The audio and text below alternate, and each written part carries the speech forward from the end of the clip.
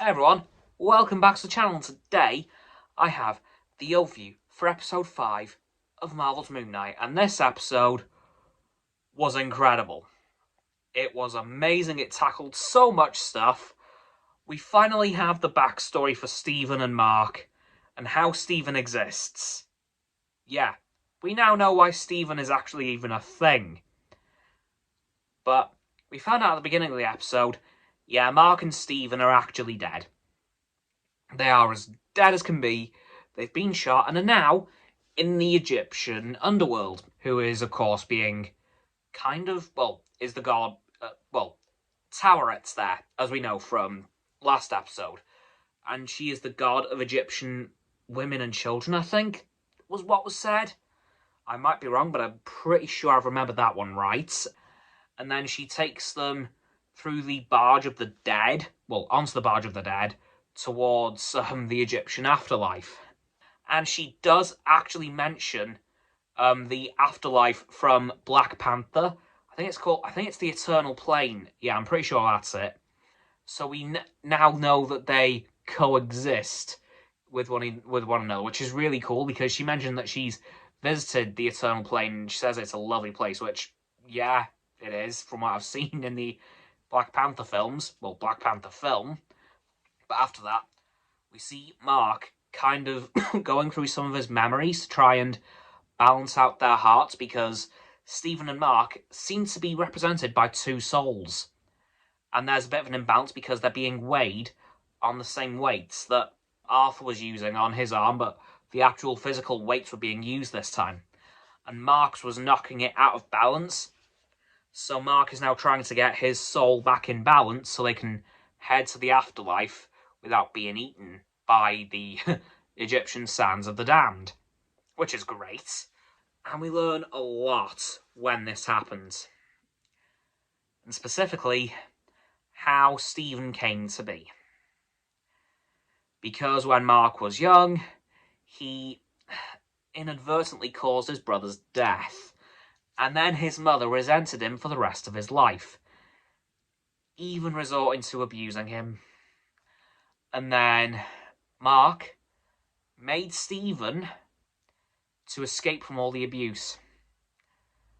So Stephen, after all this time, was actually a coping mechanism for the abuse that Mark was receiving from his mother, which is really sad, actually. And Stephen is so annoyed when he finds out about this, that he was just a coping mechanism and nothing more. That really got to him briefly. And then Mark kind of lost it as well, because then he basically has to explain, yeah, but you had a happy life, Mark. You remember Mum being all calm and loving. Stephen got the better deal out of the two of them. Because, of course, Mark became a mercenary who murdered people regularly. Then you had Stephen, who was just a gift shop worker in London, in a museum. Sounds pretty good. So, it was a very tough one to watch. You had the tragic abuse of Mark, and then you had Stephen finding out that his life was a lie. Wow, this episode got really deep, really pretty quick.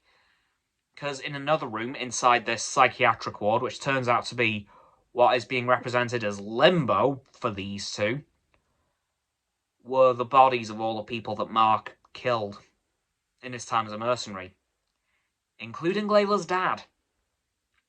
Yeah. And then, of course, we found out about the whole backstory of how Stephen became to be. But then we also head back to the doctor's office with Arthur, or who appears to be Arthur.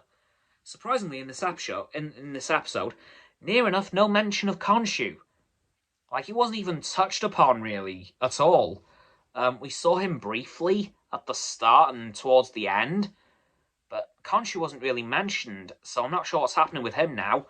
Will we get that Prison Break episode? Who knows?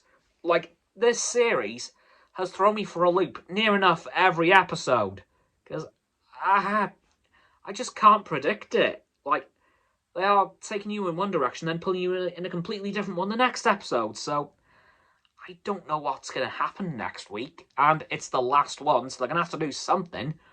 But, yeah, I think the highlight of this episode, well, was of course finding out the backstory for Stephen and how he came to be. So I think that's definitely the highlight of the episode, but the end of the episode was left on a bit of a shocking twist. Stephen ended up being consumed by the Egyptian souls of the damned. Yep, he got eaten by the sands of the damned and frozen, so it looks as if Stephen is gone. We may not see Stephen again.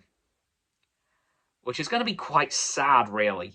Like, I hope he comes back somehow, but as of right now, Stephen's gone. Along with Khonshu, but again, I think in the next episode, we're probably gonna, well, hopefully see that Prison Break episode.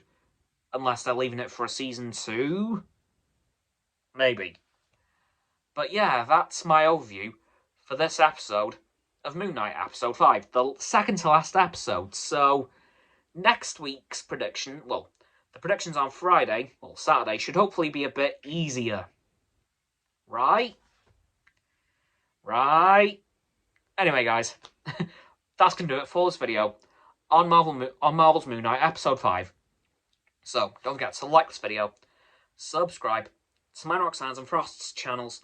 The links are in the description. My sub button is down there. Yeah, that big red one, unless you've already subbed. Then it's grey. Thanks for that, by the way. And once you've done that, don't forget to click all 3 of our bell icons to get all 3 sets of our notifications. Comment as well, because why not? And let me know what you thought of this episode of Marvel's Moon Knight, and if you thought it was as dark as I thought it was, because it got real deep at certain points. Once you know that too, don't forget to follow me on my social medias. They will be in the link tree in the description. Don't forget as well to check out Roxanne's website and Frost's Instagram. Their links will also be below my link tree in the description. And lastly, please don't forget to share this video with all of your friends so they can join the infinite loop of liking, subscribing, commenting, following, and sharing, and around and around and around that loop. And I'll see you guys tomorrow with another video. Goodbye!